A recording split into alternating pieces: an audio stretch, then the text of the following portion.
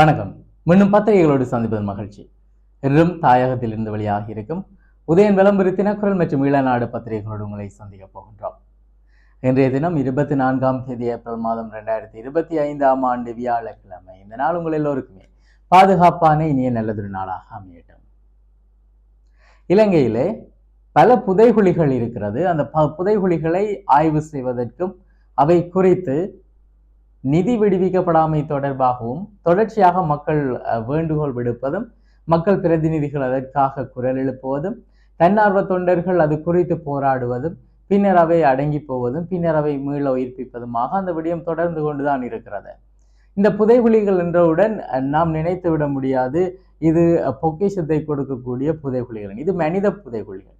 ஆங்காங்கே புதைக்கப்பட்டுள்ள மனித எச்சங்கள் மீட்கப்பட்ட பிரதேசங்களிலே அல்லது அடையாளம் காணப்பட்ட பிரதேசங்களிலே மனித புதைகுழிகள் இருப்பது தெரிந்து அது குறித்த ஒரு நியாயமான தீர்வை கொடுப்பதற்கு உரியவர்கள் முனையாததன் காரணமாக இந்த புதைகுழிகள் கதை தொடர்கதையாக இருக்கிறது.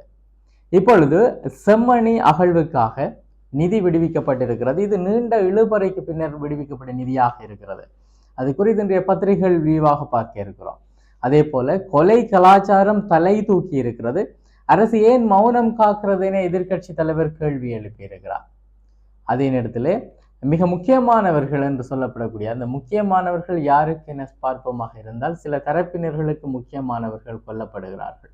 இது அவர்கள் பற்றிய உண்மையை வெளிக்கொணர்ந்து விடுவார்கள் என்கின்ற விடயத்திலே கருத்தில் கொள்ளப்பட்டு மேற்கொள்ளப்படுகின்ற கொலைகளா, இல்லை அவர்கள் உண்மையிலே நீதி பக்கத்தால் கொல்லப்படுகிறார்களா, இல்லை பழி வாங்குவதற்காக அல்லது இவர்களால் பாதிக்கப்பட்டவர்கள் அவர்களை கொள்கிறார்களா என்கின்ற 3 விதமான பார்வைகள் அதிகளவாக பேசப்படுகின்றன. மேலும் பல காரணிகள் எடுத்து பார்க்க முடியும்.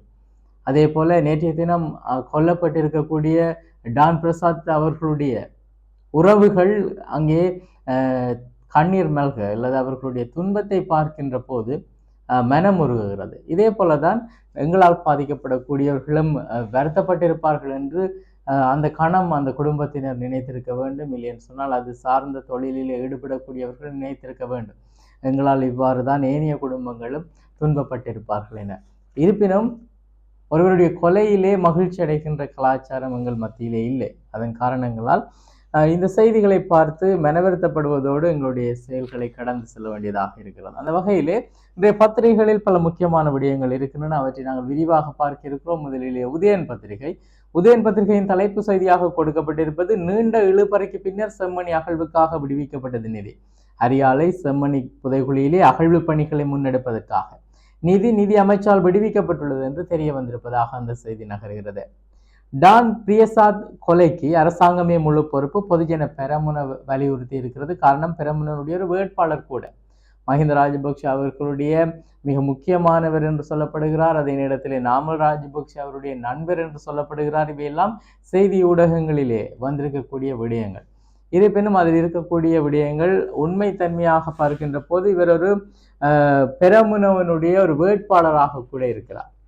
டான் பிரியசாத் பாதாள உலக குழு உறுப்பினர் அல்ல.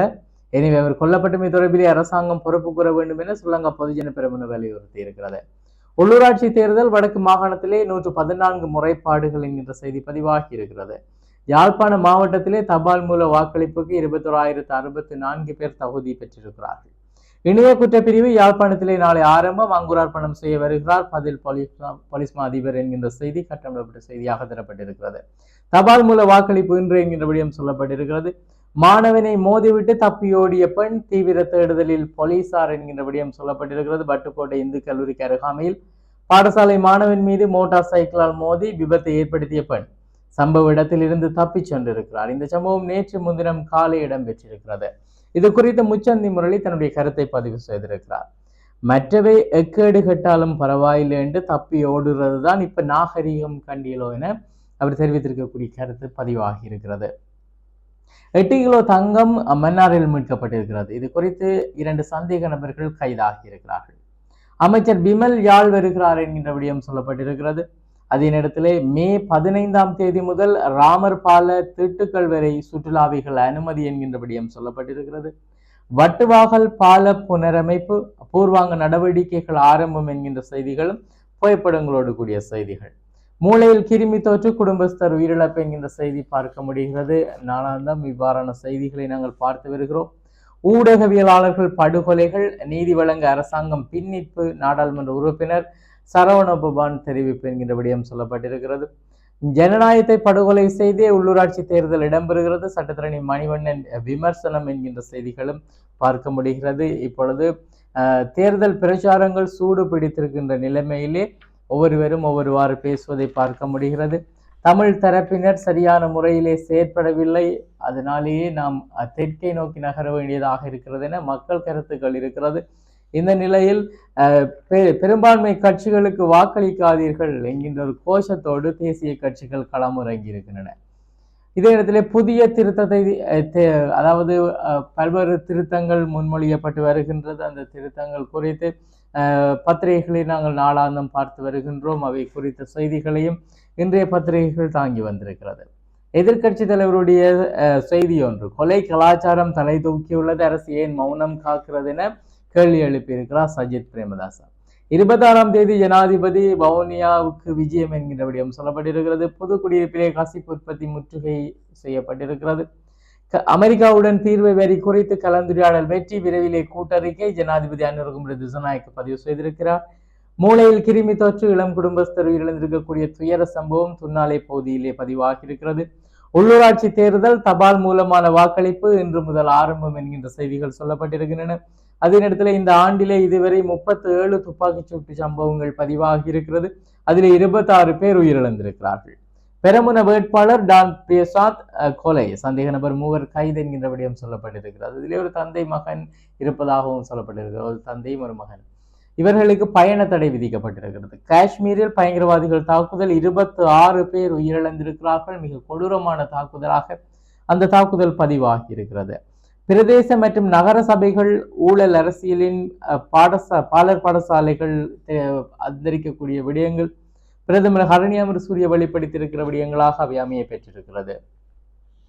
இலங்கை இந்திய ஒப்பந்தம் இந்தியாவின் அனுமதியின்றி வெளியிட முடியாத அனுர அரசு அறிவித்திருக்கிறது.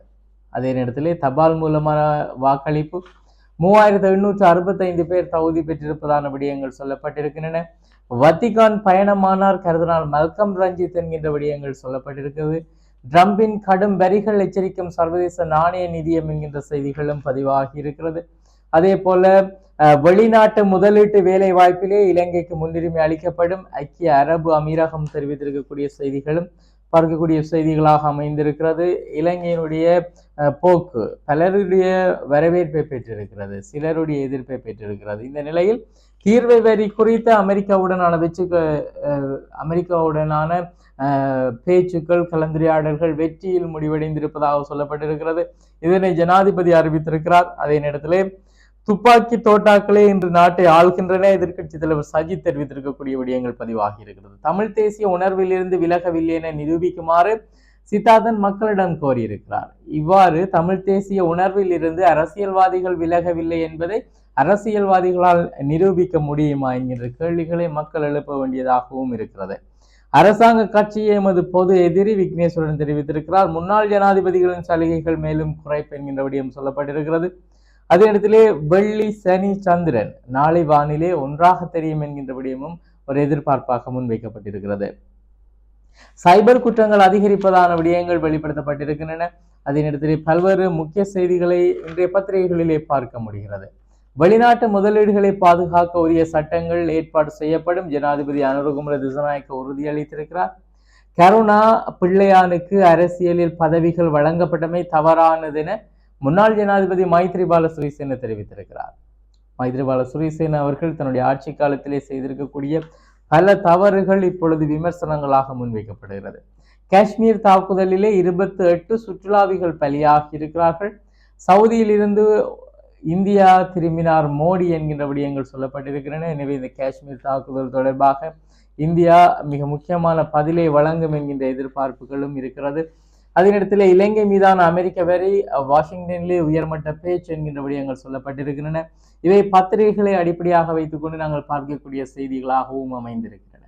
நாளாந்தம் பத்திரிகைகளோடு உங்களை சந்தித்து வருகின்றோம். என்ற முக்கிய செய்திகளை தந்து விடைபெறுகின்றோம். விடைபெறும் நான் ஹோஸ்டோ என்னோட கலையத்தில் சிவம் அவர்கள் இணைந்திருக்கிறார். மீண்டும் பத்திரிகைகளோடு உங்களை சந்திக்கிறோம். நன்றி.